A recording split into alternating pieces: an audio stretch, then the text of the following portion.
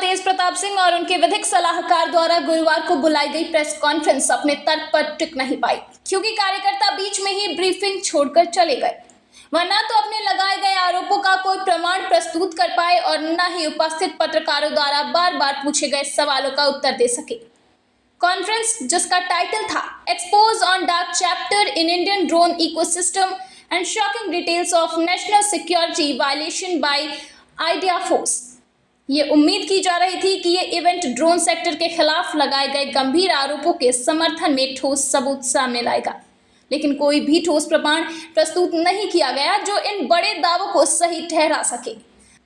स्पष्ट तथ्यों और वेरीफाइड डाटा की कमी ने कमरे में संशय बढ़ा दिया और जब विस्तार से सवाल पूछे गए तो तेज प्रताप सिंह ब्रीफिंग के बीच में ही वहां से चले गए, जबकि उन्होंने आइडिया फोर्स पर आरोप लगाए थे। हमें रक्षा मंत्रालय से एक पत्र जो प्राप्त हुआ उसमें रक्षा अनमैन्ड सिस्टम्स, स्काई इंडस्ट्रीज और गरुड़ा एरोस्पेस का नाम उल्लेखित है, जिन पर यह कहा गया है कि उन्होंने भारतीय रक्षा बलों को ऐसे ड्रोन बेचे हैं जिनमें चीनी पुर्जों का असेंबली और इंटीग्रेशन हुआ है। प्रेस कॉन्फ्रेंस फैल रही तथा अफवाहों के जवाब में आइडिया फोर्स टेक्नोलॉजी लिमिटेड ने आधिकारिक बयान जारी किया। हमारी जानकारी में यह बात आई है कि हमारे साझेदार कंपनियों के टेंडर में अयोग्यता को लेकर कुछ भ्रामक जानकारी प्रसारित की जा रही है। हम यह स्पष्ट करना चाहते हैं कि यह मामला एक स्विस निर्माता द्वारा तैयार किए गए कुछ गैर महत्वपूर्ण घटकों से जुड़ा था, जिनका निर्माण चीन में हुआ था। चूंकि यह एक परीक्षण चरण था, संभव है कि संबंधित अधिकारियों ने हमारे साझेदारों से अगली प्रक्रिया में इसे सुधारने का सुझाव दिया हो। हमें समझ नहीं आता कि इस विषय को राष्ट्रीय सुरक्षा से जोड़कर क्यों प्रस्तुत किया जा रहा है। हमारी कंपनी का ऐसे टेंडरों में भागीदारी का एक लंबा और सफल इतिहास रहा है। पूर्व में भी हमने कई बार सभी आवश्यक नियमों और मानकों का पूर्ण पालन करते हुए टेंडर प्राप्त किए हैं। जहां तक हैकिंग के आरोपों का सवाल है, भारतीय सेना पहले ही स्पष्ट कर चुकी है कि यह एक तकनीकी खामी थी, न कि कोई साइबर हमला। सीमा पार से होने वाले रेडियो जामिंग जैसी ज्ञात घटनाओं को हैकिंग कहकर उसका गलत अर्थ निकालना अनुचित है। हमें उम्मीद है कि यह स्पष्टीकरण फैलाई जा रही भ्रामक जानकारियों को दूर करेगा और खरीद प्रक्रिया की निष्पक्षता और गुणवत्ता पर ध्यान केंद्रित करने में सहायक सिद्ध होगा। ब्यूरो रिपोर्ट, दिल्ली समाचार टीवी। पत्रकार बंधुओं, मैं तेज प्रताप सिंह आरटीआई फोरम का राष्ट्रीय अध्यक्ष हूँ। मैंने काफ़ी दिनों से आरटीआई के माध्यम से और बाकी सूत्रों से ड्रोन के विषय पर काम कर रहा हूँ।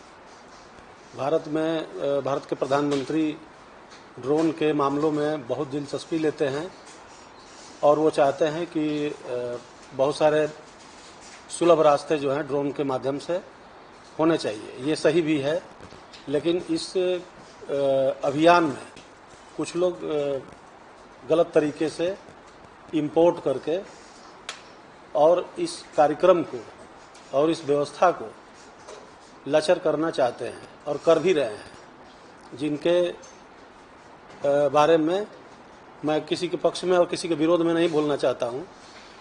जो भी मामला है उसकी जांच होनी चाहिए। मैं समय समय पर प्रधानमंत्री जी से लेकर के और जो भी जांच ब्यूरो है, जो भी उचित मंच है, सबको मैंने जानकारी दिया है। ड्रोन इंडस्ट्रीज वाले हैं भारत में, वो मेक इन इंडिया का उल्लंघन कर रहे हैं। चाइना से मटेरियल मंगा करके 99% उसी तरह से असेंबल करके और विभिन्न संस्थाओं में, यहाँ तक कि रक्षा मंत्रालय में भी सप्लाई कर देते हैं।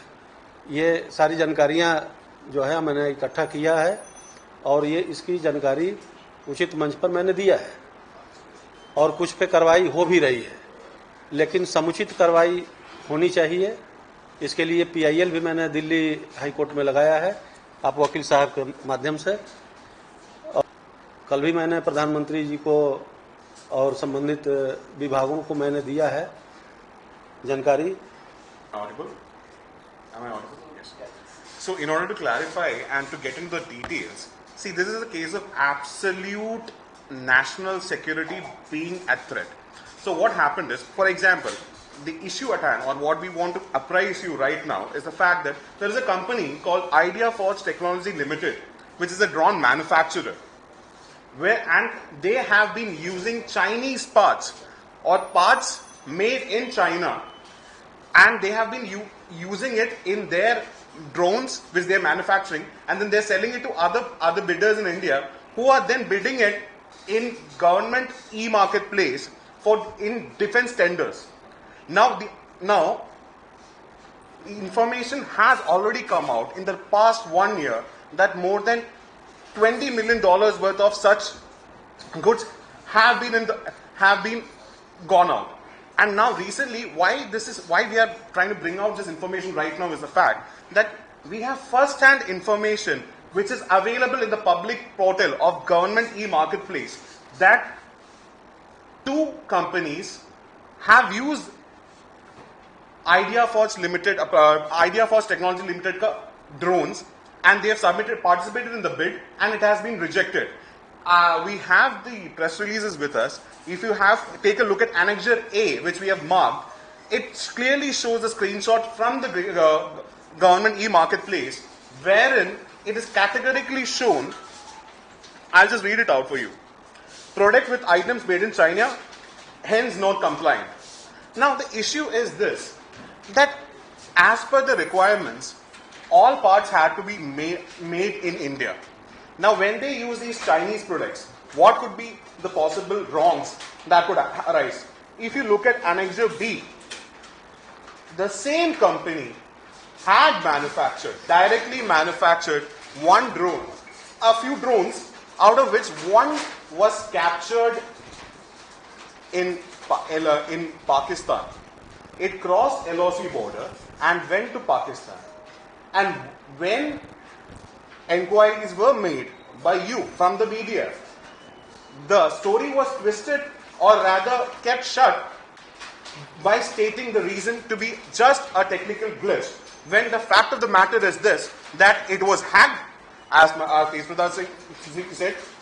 The issue is, it was hacked because Chinese components were present, and then it was misused, or rather it was captured in Pakistan.